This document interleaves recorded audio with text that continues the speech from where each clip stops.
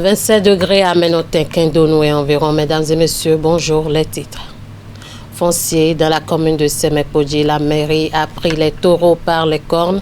Une première édition de compte sur le lotissement a annoncé les couleurs, les précisions dans ce journal. Cérémonie d'hommage à l'ambassadeur Gratien Pognon. Parents, amis et anciens collègues ont salué la mémoire d'un diplomate émérite. Les détails dans un instant. Et puis, promotion du jeu d'échecs au Bénin. Le projet Chess in Africa, bientôt mis en œuvre au Bénin. Les précisions à suivre. À nouveau, bonjour. Dans la commune de Semekpodji, le foncier reste un dossier sensible entre opérations qui piétinent, litiges et qui s'accumulent et population en attente de réponse. La mairie veut reprendre la main. La première édition de compte consacrée au lotissement a permis de mettre les difficultés sur la table et de tracer les pistes de sortie. Alfred Bouddha et Thibaut Aholupé nous en disent davantage. Près de 3 milliards de francs CFA pour 40 chantiers ouverts dont aucun n'est encore bouclé depuis bientôt 38 ans. À Semekpodji, la première réduction de compte sur le foncier, conduite par le maire Thomas Singbo, met en lumière une situation à plusieurs vitesses. Avec les premières sorties que nous avons eu à faire, on a constaté tout de suite que la question de lotissement est un préalable qu'il faut lever, qui constitue un frein pour tous les autres points de développement de notre cité. Et c'est pourquoi on a voulu, à dessein, avoir cette séance avec l'ensemble des corps constitués de la commune de Semekpodji pour qu'on puisse essayer de se regarder droit dans les yeux et de se dire la vérité. On va dire peut-être que les autorités ont les parts de responsabilité. Oui, mais il y a bien plus la responsabilité des citoyens eux-mêmes parce que tout part des approches que nous faisons en direction de ceux-là qui sont des prestataires et recrutés pour conduire les opérations. Derrière ces écarts, la mairie pointe des difficultés techniques, des contrats à revoir et surtout de nombreux litiges fonciers. Sur le terrain, la réalité vécue par les populations demeure préoccupante. Par exemple, chez moi, dans l'arrondissement de Diarekbe, quand tu as une parcelle de 500 mètres carrés, c'est 295 qui te revient. Ça veut dire que presque la moitié. Il y a trop de litiges dans le lotissement. Face à ces inquiétudes, les démarches sont recommandées. Pour l'éviter, il faut que les présumés propriétaires soient acteurs. Venez à la mairie. Pour toute action qu'ils doivent accomplir, ils doivent venir. Nous avons les vraies informations. Nous ne sommes pas là pour les gruger, pour leur prendre leur parcelle. Non, c'est pour régler les problèmes. Thomas Singbo et toute son équipe annoncent par ailleurs l'accélération des marchés et la réorganisation des mécanismes de gestion foncière. Un deuxième point d'étape est annoncé pour décembre prochain. Une échéance qui permettra de mesurer, chiffres à l'appui, les avancées réalisées. Les acteurs de la justice béninoise et les membres de la société civile s'approprient les mécanismes de coopération judiciaire de lutte contre les violences basées sur le genre. Dans un atelier d'immersion, ils s'intéressent aux difficultés, solutions opérationnelles dans une dimension de criminalité transnationale organisée. Les travaux de 2 jours ont été lancés à l'école de formation des professions judiciaires à Abomey-Calavé. William Clécan, Teddy Goudalo et Moufid Sabour. Et l'ingéniosité des officines de criminalité transnationale organisée, la justice béninoise ne compte plus céder à l'obstacle des lignes frontières. Cet engagement est valable dans toutes les matières et plus encore dans la lutte contre les violences basées sur le genre. Nous sommes aujourd'hui à l'ère des ODD et justement l'OD5 nous invite à développer une sensibilité aux genre dans nos initiatives. C'est dans cette logique que nous avons décidé d'appuyer le bureau de coopération et d'entraide judiciaire à l'organisation d'une activité sur le genre et la coopération judiciaire au Bénin. Une activité qui prend la forme de cet atelier d'immersion des acteurs judiciaires et de la société civile sur le genre et la coopération judiciaire au Bénin. Magistrats, officiers de police judiciaire, acteurs de la société civile et des services sociaux étudient donc le phénomène au-delà du cadre domestique ou familial. Ils partagent ensemble les expériences sur plusieurs formes de VBG à traquer, la traite des personnes, l'exploitation sexuelle, le travail et les mariages forcés, les enlèvements, les violences sexuelles et bien d'autres. La lutte contre les violences basées sur le genre est donc une chaîne de responsabilité et d'action. Et comme toute chaîne, elle ne peut être solide que si chacun de ses maillons l'est également et si tous savent travailler de manière coordonnée.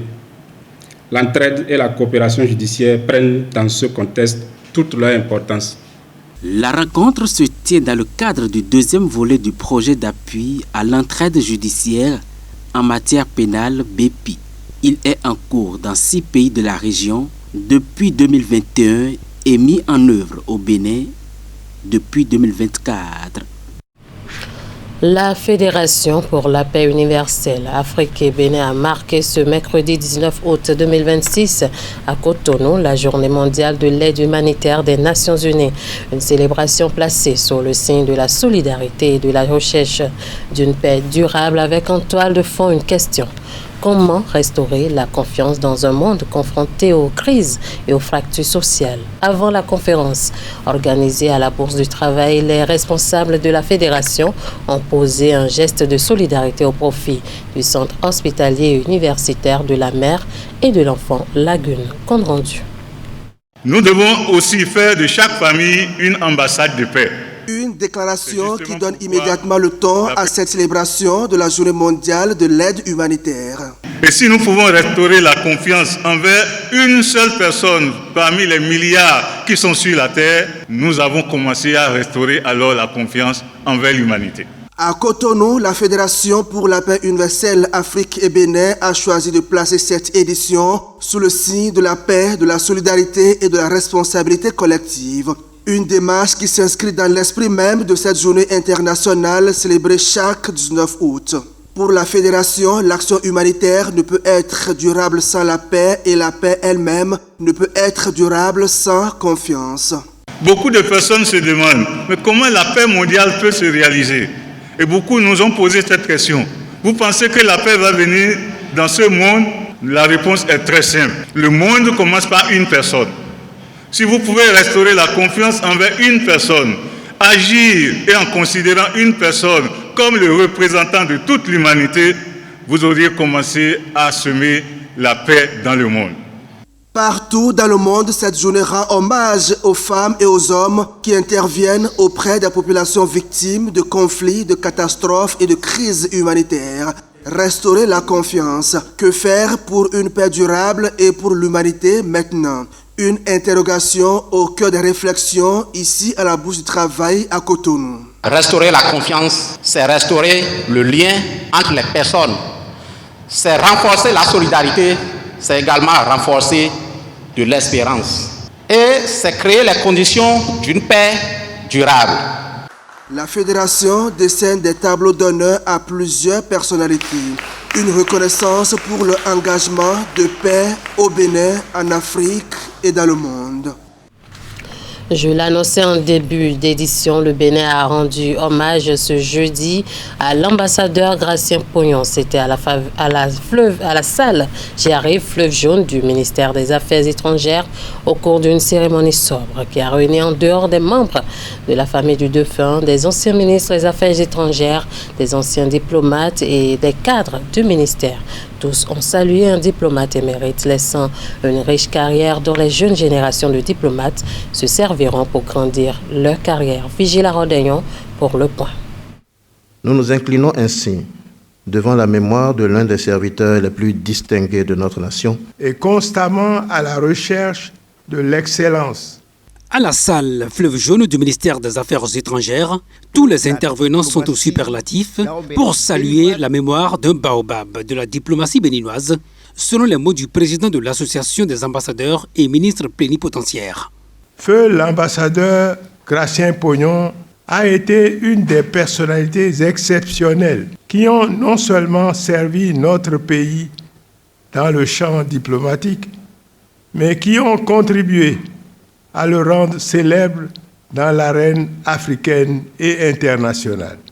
Pour Jacques Adandé, les autorités béninoises ont vu juste en organisant cette cérémonie d'hommage en la mémoire de celui dont la vie se confond pour une large part avec celle de la diplomatie béninoise. Sa carrière diplomatique a démarré à une époque où le Dahomey, devenu le Bénin, cherchait encore sa voie sur la scène internationale. Très tôt, il choisit de mettre son intelligence et sa rigueur au service de cette voie naissante. Gratien Pognon fit ses premières âmes de diplomate à l'ambassade du Bénin à Paris en tant que conseiller diplomatique. Sa carrière internationale a été ensuite marquée par plusieurs postes d'ambassadeur à travers le monde. Ancien ambassadeur du Dahomey aux États-Unis d'Amérique, ancien ambassadeur du Dahomey en Belgique, au Luxembourg, aux Pays-Bas et auprès de l'Union européenne. Mort à 91 ans, Gratien Pognon laisse un héritage riche, gravé dans les actes qu'il a posés et dans le souvenir qu'il laisse de lui-même, celui d'un homme profondément attaché aux valeurs républicaines. On parle à présent des vacances scolaires dans les ménages pour les enfants. C'est une période de repos et de loisirs. Pour les parents, par contre, c'est un moment de grand défi. Entre la garde des enfants, l'organisation du quotidien et dépenses supplémentaires, les vacances scolaires exigent souvent de nouveaux ajustements. Comment les familles vivent-elles ces vacances? Est-ce une période de calvaire pour eux? Élément de réponse dans ce reportage. Les yeux rivés sur l'écran, presque hypnotisés. Pour ces deux sœurs, le monde extérieur n'existe plus. Juste à côté, la cadette a déjà choisi son camp, celui du smartphone et des vidéos en ligne. Pas de doute, l'école est bien finie et les vieilles habitudes des vacances reprennent leurs droits. C'est pas facile, mais on essaie de gérer. Mais derrière ce calme apparent se cache le début d'un véritable casse-tête pour les parents. Cette période de repos académique n'a rien d'une détente pour géniteurs et tuteurs. Les enfants sont en vacances, mais les parents non. Alors donc c'est vrai qu'à la maison, un peu de désordre, oui, ça peut aller dans tous les sens. Je pense que les vacances constituent quand même une période un peu plus difficile pour les parents. Entre gestion des caprices et le contrôle des écrans, les repères volent en éclats. Chaque parent a sa méthode. Si pour certains, il faut organiser les tâches, pour d'autres, la clé se trouve dans la rigueur. Le matin qu'elles se réveillent, elles font les travaux domestiques, ce qui est normal, et après elles prennent les petits déjeuners. Elles font un peu de la lecture. L'idéal, ce serait de ne pas laisser les enfants désœuvrer, de planifier des activités parascolaires pour les enfants. Le problème, ce n'est pas être disponible parce qu'on est là, mais passer un moment où on va parler avec les enfants, ne pas trop juste allumer la télévision et puis aller se concentrer sur son ordinateur, c'est pas bien. Sauf que la théorie se heurte souvent à la réalité. Et à ce jeu-là, les enfants sont passés maîtres dans l'art du timing, comme le confesse cette jeune vacancière. Maman n'est pas là. C'est nous qui on est tous là de la maison, faire comme on veut, on fait une balade, on fait tout ce qu'on veut, on prépare, on mange. Et si maman arrive, tout est calme. Cet éternel jeu de chat et de la souris prouve une fois encore que la patience des parents est souvent mise à rude épreuve en période de repos académique. Une chose est sûre, ce n'est que le début des vacances. Après une édition réussie en 2025, le ministère des Sports et de l'Engagement civique, grâce à l'OPSU, organise la deuxième édition de la Ligue nationale scolaire du 22 au 29 août 2026. On reçoit sur ce plateau M. Pamphile Mewano, il est coordinateur du programme de promotion et de développement des activités sportives. Pour en parler, M. Mewano, bonjour. Bonjour Madame la journaliste. Et bienvenue sur notre plateau. C'est un plaisir d'être à vos côtés. Alors, que faut-il savoir sur cette compétition qui réunit les jeunes talents scolaires? Effectivement, la Ligue nationale scolaire, c'est une compétition qui a débuté depuis l'année passée. Cette année, nous sommes à la deuxième édition. Et c'est une compétition qui regroupe les sélections départementales au niveau de 5 disciplines phares, dont le foot, le hand, le basket, le volley et l'athlétisme. Alors, nous sommes à la veille déjà de cette compétition. Quel est le point des préparatifs à quelques heures À quelques heures de ce grand événement, je peux vous rassurer que l'OPSU, comme à l'accoutumée, a mis les petits plats dans les grands pour que la fête ait lieu. Les préparatifs vont bon train et les délégations vont s'ébranler tout à l'heure vers Abomey pour un moment historique encore de sport pour la jeunesse. Et je pense que l'année passée déjà, l'OPSU a mis là-bas à un niveau. Et cette année, nous comptons aller encore un peu plus loin. Chaque année, on en fait un peu plus. Alors, parlez-nous un peu du nombre d'athlètes attendus pour le compte de cette année, les disciplines dans lesquelles ils vont compétir. Oui, au niveau du ministère des Sports, il faut dire que l'approche Jean est pleinement respectée. Nous aurons pour cette compétition 744 garçons et 744 filles, des athlètes, dont au total 1488 athlètes qui sont conviés à se défier dans les 5 disciplines que je viens d'énumérer. Comme je l'ai dit tantôt, cette année, nous allons surtout valoriser la performance parce qu'il faut consolider les acquis pour aller un peu plus loin. Alors, des innovations majeures pour cette édition? L'innovation majeure, comme je le disais, d'abord en matière d'organisation, il faut améliorer déjà ce qui est fait l'année passée, côté sécuritaire, restauration, déplacement des équipes, tout ce qu'il faut améliorer pour que l'organisation soit parfaite. Nous sommes attelés à ça. Et l'aspect qu'il faut retenir cette année, c'est que l'accent sera mis sur la performance, parce qu'il faut quitter l'animation pour aller vers la performance. L'année passée, déjà, les enfants ont découvert ce qu'est la Ligue. Et cette année, il faut notre objectif, c'est de valoriser la performance. Alors, quelles sont les attentes du ministère des Sports pour finir? Oui, il faut reconnaître que cette compétition est devenue une compétition phare parce qu'elle regroupe les sélections départementales. Il y a quelques semaines déjà, c'était le championnat scolaire où c'est les établissements qui représentaient leur département. Cette fois-ci, c'est des sélections. C'est tout le département qui est représenté par une équipe au niveau de chaque discipline, en hommes et en dames. Et là, déjà, c'est la crème des crèmes. Et il faut aussi profiter de cette occasion pour faire la meilleure détection. Parce que d'abord, il y a déjà eu un tri. Et quand on est au niveau de la sélection départementale, c'est qu'on a déjà franchi des étapes. Et c'est là où nous et les collègues conviés à la détection, nous devons faire le nécessaire pour ne pas rater les pépites. Alors, merci beaucoup à vous, M. Pamphile Meouano. Je rappelle que vous êtes le coordinateur du programme de promotion et de développement des activités sportives au niveau du ministère des Sports et de l'engagement civique.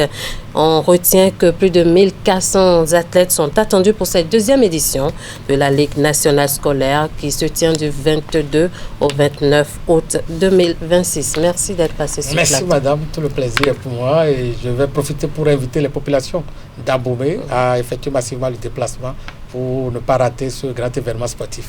D'accord, merci à vous. Dans la suite de cette édition, la promotion du jeu d'échecs au Bénin entre dans une nouvelle phase. C'est depuis plusieurs années, les clubs et associations existants organisent régulièrement des activités en vue de sa vulgarisation. Aujourd'hui, un projet concret vient frapper à la porte. Il s'agit du projet Chess in Africa, d'un grand maître international de jeux d'échecs qui inclut le Bénin parmi plusieurs autres pays qu'il a choisi pour lancer ce projet sur le continent. Une équipe de la rédaction est allée à la rencontre de ce grand maître lors de son séjour au Bénin. Voici les précisions. Autour de la table, la concentration est maximale. Chaque geste est calculé. Une partie de jeu d'échecs entre des passionnés autour d'un après-midi plutôt calme. Comme ceux-ci, des centaines de jeunes nourrissent une véritable passion pour ce jeu de réflexion. Pourtant, ils n'ont généralement pas l'opportunité de participer à des compétitions internationales sur le continent. Face à cet obstacle qui freine le rayonnement de la discipline en Afrique, le maître international d'échecs Stéphane Massac pose ses valises au Bénin. C'est dans le cadre de son projet Chess in Africa. Et donc que ce projet a essentiellement pour objectif de promouvoir le jeu d'échecs en Afrique. Il a choisi l'Afrique pour le faire, histoire d'apporter sa pierre à la contribution comme un retour de ce que l'échec lui a apporté dans sa vie, qu'il puisse le retourner à d'autres personnes qui n'ont pas cette possibilité. Il vient apporter sa contribution et partager son expérience afin de promouvoir et démocratiser la pratique. Au cours de son séjour au Bénin, le Slovaque a disputé un tournoi simultané face à 20 joueurs sélectionnés par le club Grand Roi. Une partie très relevée qui lui permet d'évaluer le potentiel des jeunes béninois. Le niveau des joueurs était très bon, qui ne s'attendait pas à ça. Entre les poteaux, il a fait entre 6 à 7 heures de jeu avec les joueurs qu'on avait. Et l'opportunité maintenant, c'est de pouvoir aider ces jeunes-là à pouvoir participer à des tournois internationaux. Ce constat encourageant ouvre de belles perspectives pour le projet Chess in Africa qui ambitionne d'introduire le jeu d'échecs dans les écoles et universités du Bénin. Cette stratégie vise à détecter les champions de demain afin de les propulser sur les scènes nationales et internationales. Sur place, c'est le promoteur de jeux d'échecs Elfredo Savi, nommé ambassadeur pour le compte du Bénin, qui aura la responsabilité de piloter le programme. Et voilà qui met fin à cette édition. Merci de nous avoir suivis. Merci à toute l'équipe de rédaction, de réalisation et de diffusion. Passez un très bel après-midi en compagnie des programmes de Canal 3 Bénin.